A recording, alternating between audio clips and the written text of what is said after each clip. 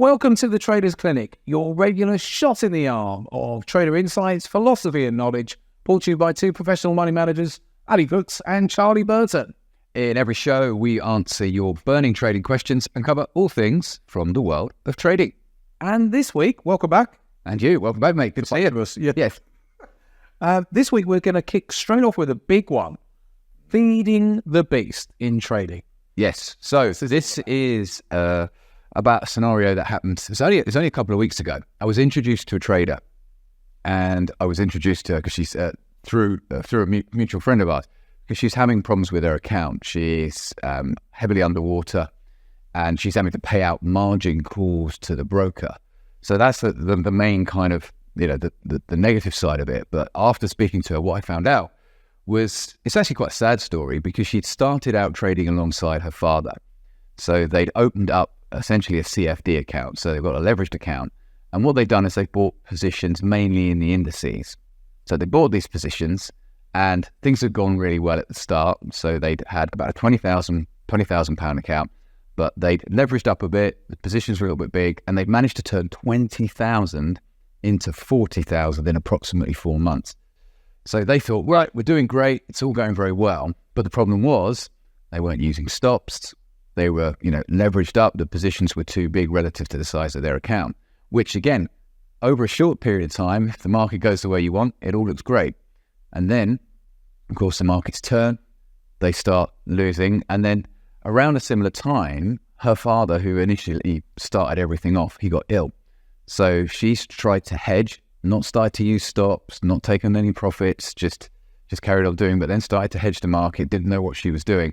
And before you knew it, she had position after position after position. And then this was approximately over a 2-year period. And then we had a little spell where the US markets came down, and she started to short right at the point that those markets started to go. Yeah, it was almost to the day when she said, so I said, when did you start, putting in these short trades? Right at the point that the market went up. And of course, to us, it's normal to say, well, okay, they went against you, so you probably got out, or you should have had stops, but you would have got out. Most of the positions she's still in. And the sad part of the story is her father's passed away, and she is now left with the legacy, but obviously she's in some of these positions, and she's been holding them in what is a CFD account for months. And she's so underwater in these positions that she's having to pay out the best part of £3,000 a month just to keep hold of the positions. But it's, on the face of it, the moral of the story is you shouldn't be trading that. You should be trading with stops. But it made me realize there are so many people out there that are doing things with the right intention, but don't know what they should be doing, don't know some of the basic premises to keep them keep them safe. And the sad part of it is obviously she's left with this legacy, and she's in that horrible position where it's almost so painful, and she's had to incur so many losses over the months in terms of paying out the margins. These positions are all underwater, that she doesn't want to close out and get that sense of relief. She's carrying on because she's got that hope, that blind hope that things are going to change. And yeah, it's pretty sad position, but not an uncommon one that people end up in. Well, it's not uncommon, but where it's a slightly more unique, or very much more unique, is the sad passing of her father. And we were having a coffee over this, talking about this earlier on, and we sort of said then one of her issues is going to be an attachment issue. Now, all traders get attached to trades. I'll talk about this New Zealand dollar trade in a minute. But so all traders, once you get into a position like that, will get serious attachment, especially when they go underwater. They'll get massively attached to it because they don't have stops and all the things you said. She's got a double whammy here, because I suspect she's got a feeling of responsibility to, unfortunately, to her father who's passed away, and probably subconsciously she wants to do it for him.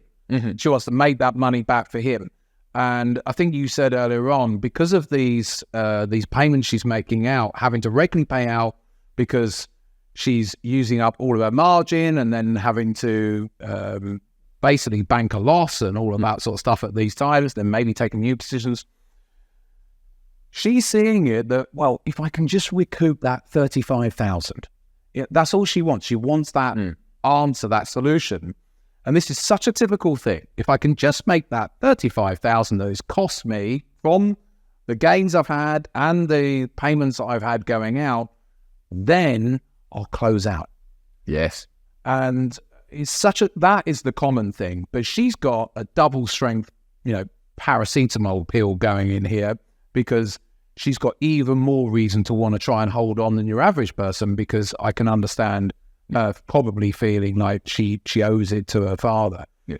One thing that I would say is ask yourself this: if your dad was still here today, what would you then be doing? And so maybe just take it back a little bit and say, well, if you were both here now and you were both discussing it, would you have already said, do you know what? Let's cut our losses. And this is the advice that you and I would give. Just cut it. Just get out, and then we can just start again, because it's almost like having a cleansing. Yes. Getting out of all those positions, and then we can say, right, we can now think far more logically than we're going to be thinking at the moment. She's completely trapped on both sides of the market at the moment. So anyway, carry on. Yeah, and she's lost, I think, she's lost all sense of perspective. So one of the things I said is, go back and look at a chart and plot on that chart where you took all of these positions, because she's paying out all this money each month to try to keep these positions, but just the mere distance in points where some of these positions were taken, how much the market would have to move just for those positions to show any kind of profit, let alone recoup on top of that the cost that she's incurred on these margins, because she's lost that perspective. And it's that classic where you get into a little bit of a hole where you hope it's going to turn and it doesn't, and the hole just gets progressively bigger. And I said, unfortunately, there isn't a positive way out of this. It's really what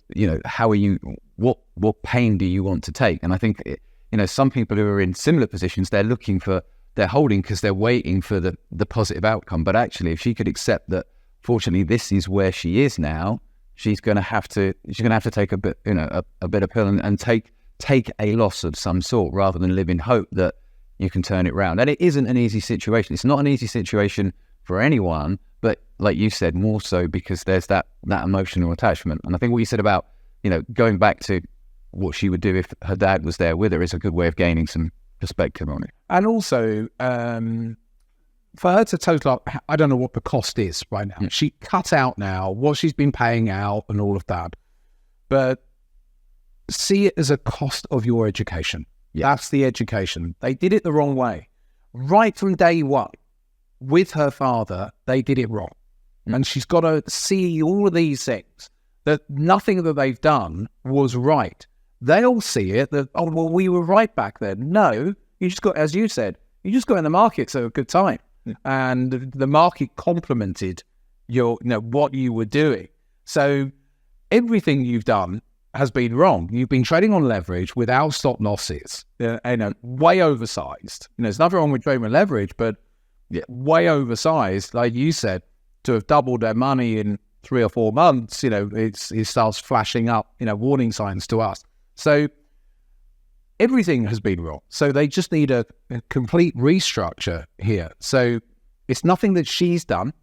It's something that they were doing anyway. And she can't see the wood for the trees right now. And she never will do until it's cut. She never will do. She's got to clear the slate. And it's that idea of it was off kilter at the start. But it's what so many traders do is there's only a one-dimensional assessment of their success, which is, well, I've turned 20 into 40, or I've turned 10 into 15, rather than looking at whether the process was over leveraged. A combination of over leverage and luck is the classic one when you speak to the guy in the pub. Yeah, I turned this into this, but you don't hear about the horror story where they, as a result of that, end up losing. So, and also they see the fact that the 20's gone into 40, so they see the 40 as theirs, which in theory it was, but it wasn't really, because they hadn't even banked it. Exactly. And so they want to get back to that 40, because they see that as well. Actually, you put 20 in. What's your absolute cost to you right now if you closed out of everything? I think you said earlier on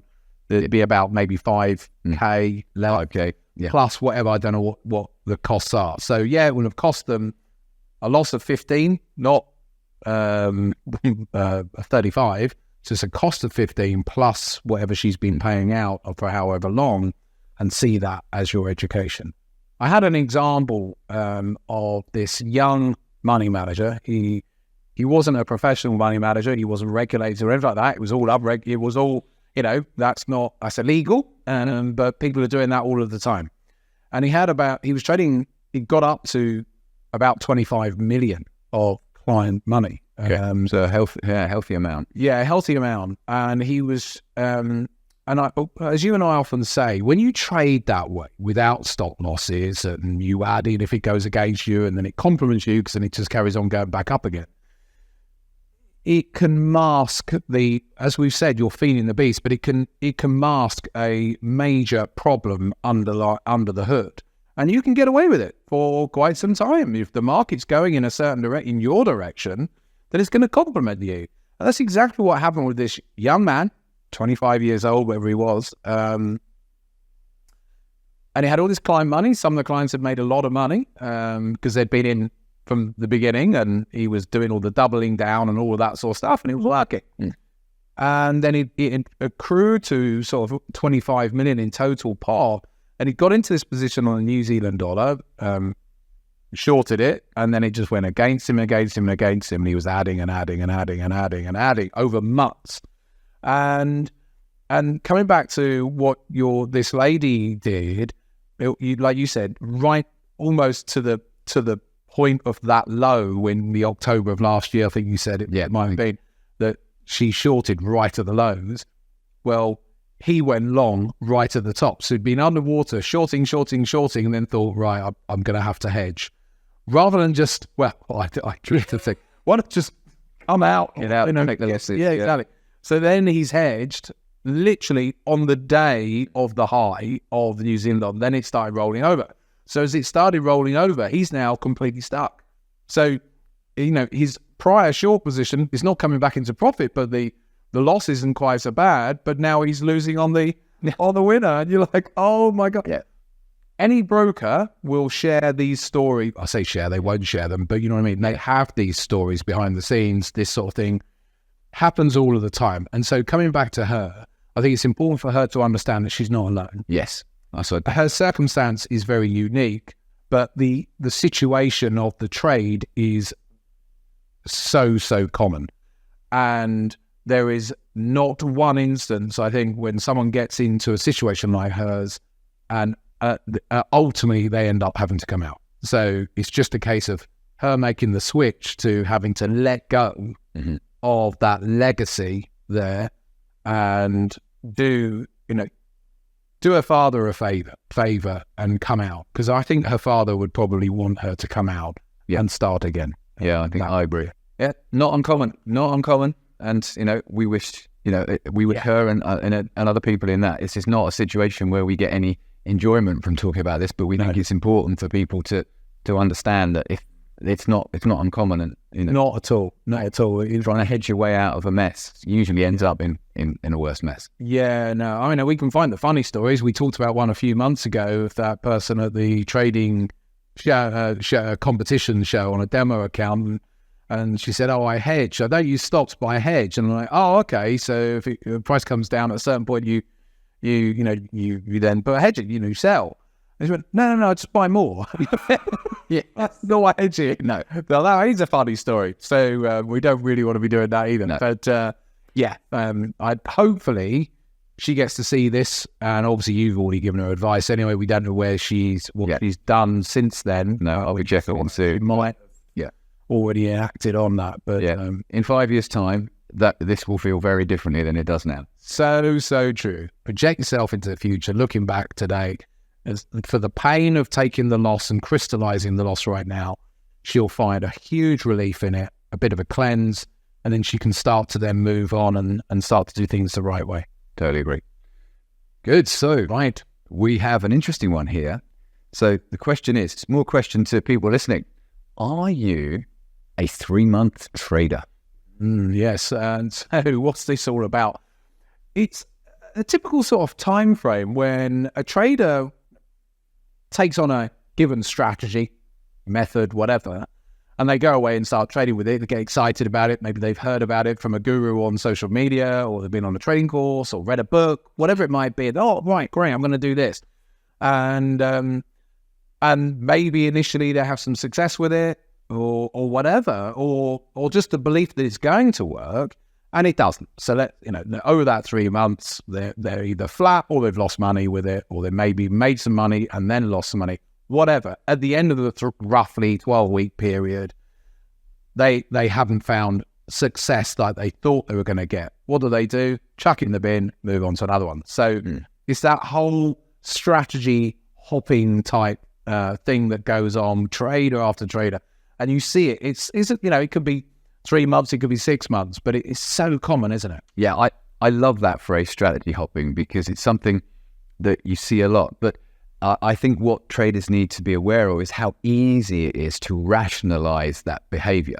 Because even 3 months, so to me and you, straight away, 3 months, we've been in this game for so long, 3 months is such a short period of time. But to a newish trader, or even a trader with, a year's worth of experience, that 3 months is in their mind a long time, but it's such a short period of time to expect any performance. And the sad thing is the trader could have actually been doing everything right. They could have been following the system properly, and either they don't have any data to reference back to, or they simply just emotionally look at it and say, well, it's not working. So the amount of traders that will say, oh, this strategy isn't working. What do you define as not working? What, you've had 5 losers on the bounce, or is the strategy working, but you've missed a few trades? It's actually your fault that the strategy isn't working. If you'd actually traded it according to the strategy, you'd be up. But it's this subtle way of saying, well, like, I'm gonna jump ship and try something else, or more subtly tweak and mess around with the strategy. So I'm just going to try a different entry, or I'm just going to move the stop.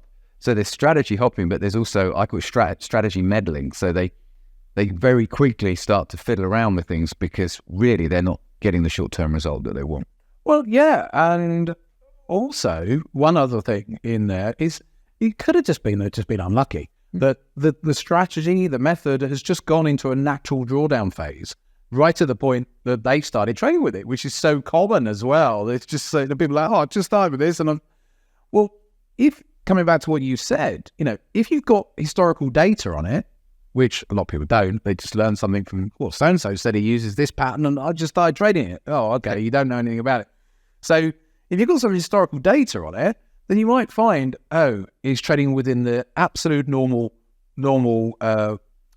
boundaries of its historic performance. And in fact, it's had plenty of periods like this period right now that I've just traded through in the past. So nothing is necessarily wrong right now. But again, that's not how so many people trade. So what they do need to do is, if you feel like you're in that realm of being a strategy jumper, well, one is, what's the historicals telling you? Because has it done this in the past? And therefore, if it's in the normal boundaries of all of that, there might be nothing wrong with it at all. Two, though, you don't really want to be in that position in the first place. You want to have already looked at all that historical data beforehand. And like you've just said, then look at, well, what's my behavior been? How have I traded it? Have I traded this system, strategy, method according to the plan? Or have I at times deviated and gone and done other things and messed it up, basically? What would the performance have been if I had have traded it to the letter or whatever? So there's a lot of variables in there. The bottom line is people jump. Yes. That realize, I don't like this now, and they jump to another thing. And actually, a lot of the time, there's nothing actually wrong. It's just they don't have the patience to stay with it. Yeah, it's true. And also, I think expectation. So often you'll say that you'll hear of somebody jumping strategies, and you ask them, well, what were you looking for? What was your expected performance? And sometimes they haven't even got an answer. It's just, well, they were expecting it to win. Well, what does win look like? I mean, what's the average performance over a given 3-month period? So often they'll jump for very little actually wrong with what's happening, but they may have a false or an uncommon expectation. I think a lot of people just expect, because they're trading a strategy, and in 3 months I should be making money. Yeah. And it's this natural short-term focus that means they want to go and try something new. And the grass is always greener if you perceive it's not working out for you over that time period.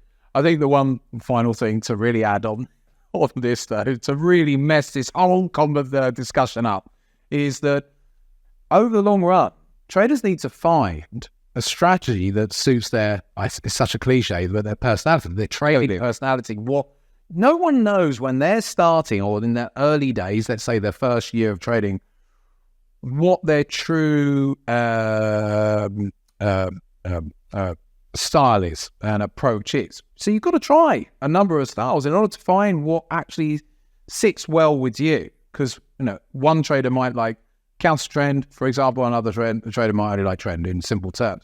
So there is an element of self-discovery anyway for newer traders, because you might have a trader who starts trading with something and it is profitable, but actually it's not congruent with who they are. Yeah. So further down the line, they're going to get to a point where they're not going to like that strategy anymore anyway. So there is an element of that, having to chuck all that in the mix, because yes, I think that traders do need to evolve, but you've got to be very careful of just becoming skippy. There's a difference between evolving and hopping. Exactly. Yeah. Good. And on that note, his name's Ali Crooks. His name's Charlie Burton. Trade safely out there.